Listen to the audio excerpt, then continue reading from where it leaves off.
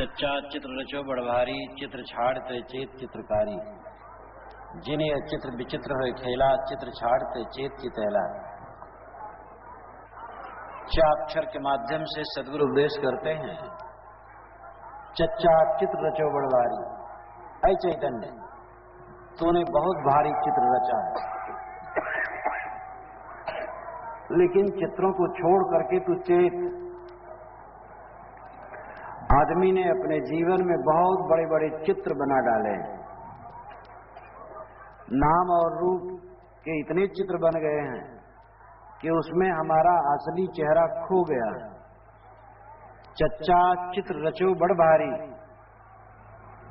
चाक्षर के माध्यम से सदगुरु उपदेश करते हैं कि ऐ इंसान, ऐ चैतन्य तूने बड़ा भारी चित्र बनाया है, लेकिन चित्र छाड़ते चित चित्रकारी। ऐ चित्रकारी, ऐ चितेरा तो चित्रों को छोड़ करके जाग जा।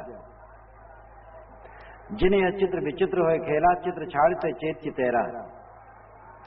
जो विचित्र चैतन्य, इन चित्रों से जो विचित्र चैतन्य है और जिसने इन चित्रों को खेला है, जिसने इन चित्रों को बनाया है, उसे चाहिए कि चित्रों को छोड़ करके चेत जाए।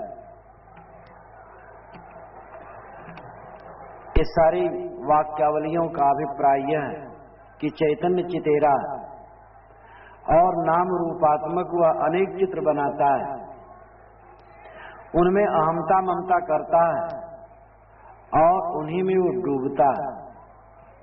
जैसे एक चित्र हो और उस चित्र के ऊपर 20 चित्र 50 चित्र चिपक गए हों, तो पहले वाला असली चित्र दब जाता है, खो जाता है। मनुष्य का अपना जो चित्र है वो चैतन्य है, वो चितेरा है, लेकिन उसके ऊपर नाम रूप के बहुत चित्र चिपक गए हैं, इसलिए उसका अपना चेहरा खो गया है, वो भूल गया है मैं कौन हूं। एक ही काल में एक आदमी दादा है, नाना है, मामा है, साला है, जीजा है, पोता है, मित्र है, शत्रु है, वह क्या है, अपने को क्या माने। एक आदमी है, वह किसी का शाला है और किसी का जीजा है, किसी का ससुर है और किसी का दामाद है, किसी का मामा है और किसी का भांजा है, किसी का बप्पा है, किसी का पुत्र है, किसी का पितामह है और किसी का पौत्र है, किसी का मित्र है, किसी का शत्रु है। फिर वो क्या है, अपने को क्या माने कि मैं कौन हूं। क्या यही सब हुआ है?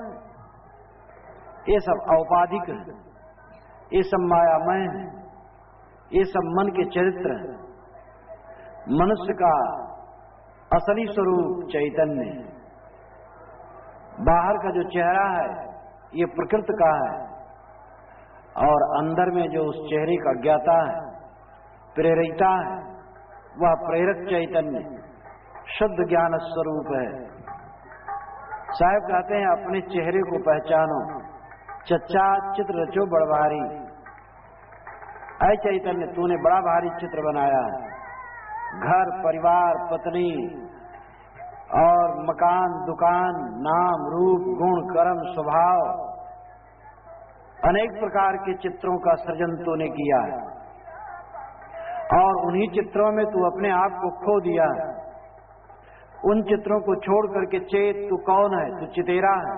चित्रों में क्यों उलझ गया है? आदमी पद के लिए कितना पागल होता है, पद क्षणिक है। पहले समय में प्रधान और सरपंच का चुनाव होता था तो उसमें गोलियां नहीं चलती थी, अब गोलियां चलने लगी, हत्याएं होने लगी। चुनाव में जीत जाते हैं तब बाजा गाजा के साथ उनका जुलूस निकाला जाता है, नाच करवाया जाता है, नौटंकी करवाई जाती है, भोज दिया जाता है। कितना बालकपन है। जो नाम रूप, जो पदाधिकार कुछ समय के लिए मनुष्य से जुड़ते हैं, उनमें वह अपने आप को एक बद्ध करके कितना अहंकारी और जड़ होता जा रहा है। शिशुपन का चेहरा, फिर बालपन का चेहरा, फिर कुमारपन का चेहरा, फिर जवानी का चेहरा, फिर प्रौढ़ावस्था का चेहरा, फिर बुढ़ापा का चेहरा, फिर जर्जर अवस्था का चेहरा। इन सारे चेहरों का चित्र लिया जाए तो एक दूसरे से नहीं मिलेंगे। क्या यही आप हैं? छोटा बच्चा, आप जब छोटे रहे उसका चित्र हो घर में, अब आप देखें तो समझेंगे कि ये मेरा बच्चा है। मैं सन 71 में भदंत आनंद कौशल्यायन को बनारस के सारनाथ के कार्यक्रम में देखा था, बौद्धों के कार्यक्रम में। भदंत आनंद कौशल्यायन एक महान पुरुष थे बौद्ध मत के, बहुत बड़े विद्वान, गांधी जवाहर और राहुल सांकृत्यायन के साथी। इंग्लैंड में और लंका इत्यादि में उन्होंने पढ़ाया था, अनेक भाषाओं के विद्वान और बहुत ग्रंथों के रचयिता थे। जब मैंने उनको 71 में देखा बनारस में, तब उनका तो पहले पढ़ लिया था, वहां उनके चेहरे का परिचय हुआ, स्वभाव का परिचय हुआ, उनके संतत्व का आभास हुआ। उसके पश्चात 84 में नागपुर में उनके आश्रम पर ही जब उनके दर्शन हुए और बातचीत हुई, तब ऐसा लगता था कि जो 71 में भदंत आनंद कौशल्यायन मिले थे, वह इस कौशल्यायन के पुत्र हैं। इतनी थोड़े ही दिन में इतना अंतर।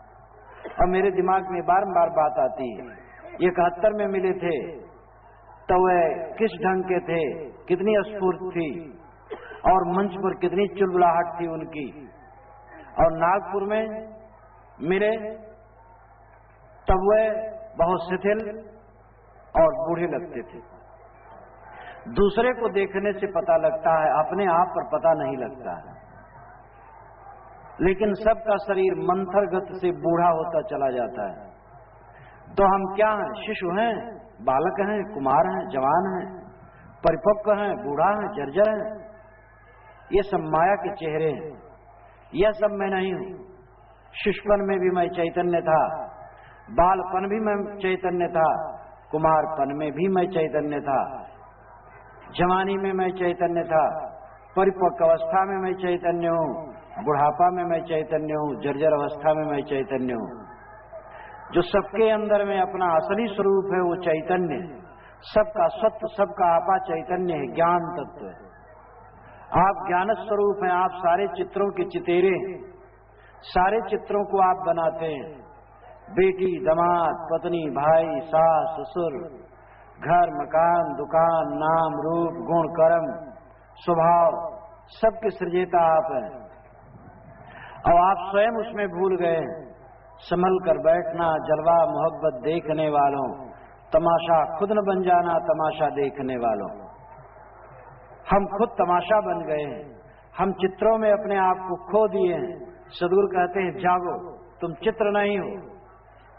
दर्पण में अपने चेहरे को, अपने माने हुए चेहरे को देखते हो और अहंकार करते हो, ऐसी मेरी मूछें हैं, ऐसी दंत पंक्ति है, ऐसे कमल के समान आंखें हैं, ऐसे सुंदर कपोल हैं, ग्रीवा है, मस्तक है। लेकिन कितना बड़ा अविवेक है, इतना प्यारा और सेकंडों में चला जाता है। लोग बाथरूम में स्नान करने गए और गिरे, खत्म हो गए, फाटक खोला गया, नहीं है। लोग बिस्तर पर लेटे और फिर जब उनके पास जाया गया सुबह तो मरे थे। एक आदमी साइकिल से जा रहा था, तुरंत गिरा, खत्म हो गया, हार्ट अटैक हो गया, साइकिल पर ही हार्ट अटैक हो गया और गिर गया, लकड़ी की तरह मर गया। एक डॉक्टर साहब बात कर रहे थे फोन पर, बहुत प्रसिद्ध डॉक्टर, रोज कई हजार की आमदनी, और फोन पर बात करते करते लड़खड़ाए और गिर गए और मर गए। मेरा मेरा मेरा, रात दिन मेरा मेरा का आभास होता रहता है। ऐसे संसार में, ऐसे शरीर को, ऐसी चीजों को हम मेरा कहते हैं जिसमें क्षण मात्र भी विश्वास नहीं किया जाता है कि कब चला जाएगा। हमें जागना चाहिए। कबीर साहब ने कहा है, यह तन कांचा कुंभ है, लिए फिरे थे साथ, टपका लागा फुट गया, कछु न आया हाथ। कितना सरल पद है और कितना मार्मिक है, हृदय को मथ देता है। प्रयोग कितना सुंदर है।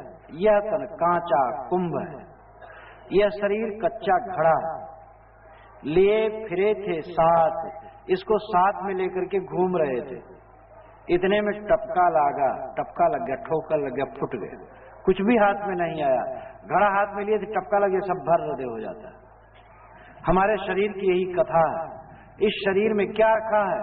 साधना का महत्व है। इस शरीर में रह करके मन वाणी कर्मों को जो शुद्ध करता है, मानसिक विकारों को जो धोता है, सारे चेहरों को, सारे प्रकृति के चेहरों को अपनी चेतना से अलग जान करके अनासक्त हो जाता है और अपने चितेरे चैतन्य स्वरूप में विश्राम पा लेता है, उसी ने इस मिट्टी के धोधे को पाने की सफलता पाई है। ये मिट्टी का पिंड, इसमें रखा क्या है? जिस जमीन पर आप बैठे हैं, पता नहीं उस जमीन से आपका शरीर कितनी बार बन चुका है। हो सकता है जो रेत आपके पैर में लग रहे हैं, उन्हीं रेतों से आपका शरीर अनेक बार बना हो।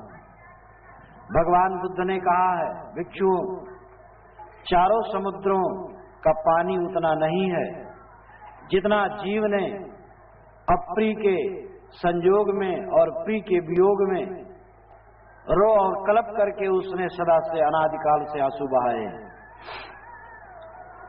तो ये शरीर की विशेषता क्या है? अगर साधन भजन नहीं हुआ तो ये दो कौड़ी कभी नहीं, और साधन भजन हुआ तो इसकी सफलता है। सदगुरु कहते हैं, चच्चा चित्र रचो बड़ भारी, ऐ चैतन्य तूने बड़ा भारी चित्र बनाया। जितने नाम रूप के चित्र हैं, नाम और रूप में सब चित्र आ जाते हैं। रूप जो आंख से दिखाई दे, ऐसा रूप, जैसे मकान का रूप, बाग बनाए, मकान बनाए, खेत बनाए, सड़क बनाए, दुकान बनाए और बहुत सारी चीजें बनाए। भौतिक चीजों को लेकर के जो निर्माण होता, जो बनाया जाता है, वो रूप है। और उसके पश्चात नाम है। तो नाम और रूप जहां तक है माया है, वही सब चेहरा है, वही सब चित्र है, और उसी को बना करके हम उसमें उलझे हैं, उन्हीं को हम सत्य मान लेते हैं और अपने चितेरे चैतन्य स्वरूप को भूल जाते हैं। अपने कृत्रिम में हम फंस जाते हैं, कर्ता को भूल जाते हैं। कृत्रिम आगे कर्ता नाचे, कृत्रिम के आगे कर्ता नाचने लगता है। जो बनावटी है उसको देख करके बनाने वाला ही नाचने लगता है। ये कितना दुर्भाग्य। साहब कहते हैं, तुम जागो चच्चा चित्र चौबड़ भारी, चित्र छाड़ते चेत चित्रकारी। जिन यह चित्र विचित्र हुए खेला, जो चैतन्य विचित्र हो करके इन चित्रों से, इन चित्रों का खेल खेला है, चित्र छाड़ते चेत चितेरा। ऐ चितेरा, चित्रों को छोड़ करके उसको समझ और जाग। इन्हीं तुम चितेरे हो, तुम चैतन्य हो, तुम चित्रों के रचयिता हो, तुम सारे चित्रों को कल्पते हो, तुम सारे चित्रों को निर्मित करते हो। तुम चित्रों में न भूलो, तुम अपने चैतन्य स्वरूप में जागो। ध्यान या समाधि के समय में साधक जब बैठता है तो उसके सामने चित्र आते हैं, संकल्पों के चित्र। सारे संसार के चित्र संकल्पों में चित्रित होते हैं। संकल्प अगर मिटा दे तो सारे चित्र मिट जाते हैं। याद में सारी दुनिया चित्रित है, याद गई तो दुनिया गई। हमारी पीठ के पीछे क्या है हमें क्या पता है? गाढ़ी नींद में प्रतिदिन हम 4-6 घंटा के लिए शरीर को भी भूल जाते हैं और संसार तो भूल ही जाता है। सारा संसार हमारे चित्त में ही चित्रित है। केवल चित्त शांत हो जाए तो मानो संसार शांत हो गया। इसलिए चित्त को शांत करना चाहिए, चित्त को निवृत्त करना चाहिए। हर स्त्री पुरुष, हर गृहस्थ विरक्त, हर व्यक्ति का कर्तव्य है कि वो बैठे सुबह शाम, जब अवसर पाए शांत हो के बैठे, और जितने चित्र आते हैं मन में वो सब खोता जाए, छोड़ता जाए। जैसे फिल्म के चित्र होते हैं, सिनेमा के चित्र होते हैं, सामने आते हैं और खो जाते हैं, ऐसे आपके मन में तमाम चित्र आते हैं और खो जाते हैं। उनके साक्षी बनो, देखते रहो, छोड़ते रहो उन्हें। और अगर सारे चित्रों को छोड़ दो तो तुम्हें शांति मिलेगी। ये अभ्यास रोज करो। मन के सारे चित्रों से छुटकारा तब मिलता है जब संकल्पों का अंत होता है। तो साहब कहते हैं चित्रों को छोड़ करके जगो।